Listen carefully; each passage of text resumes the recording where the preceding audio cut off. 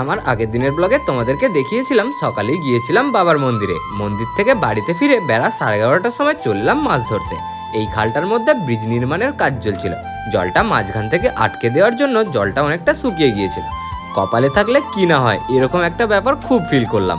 পুরানো ব্রিজের নিচে ইটের ওপর থেকে এই বড় সাইজের শোল মাছটা কোনো পরিশ্রম ছাড়াই পেয়ে গেলাম। মাছটাকে ব্যাগের মধ্যে ভরে দিয়ে জাল ফেলতে শুরু করলাম। প্রথমবারে তো একটা পুঁটি মাছ আর একটা ট্যাংরা মাছ পেলাম।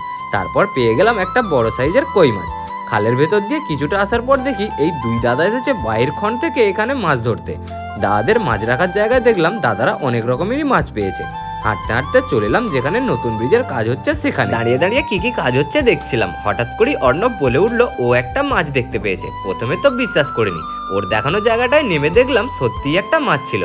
কোনো পরিশ্রম ছাড়াই আজ যে এত বড় সাইজের দুটো শোল মাছ পেয়ে যাবো ভাবিনি। আরও একবার ফিল করলাম কপালে থাকলে কি না হয়। মাছ দুটো পাওয়ার পর তো খুব খুশি হয়ে গেলাম। তাই চলে এলাম বাড়িতে এসে স্নান করে নিয়ে দেখি বাপি শোল মাছটা কাটছিল আর মা ছোট মাছগুলো বেছে নিচ্ছিল।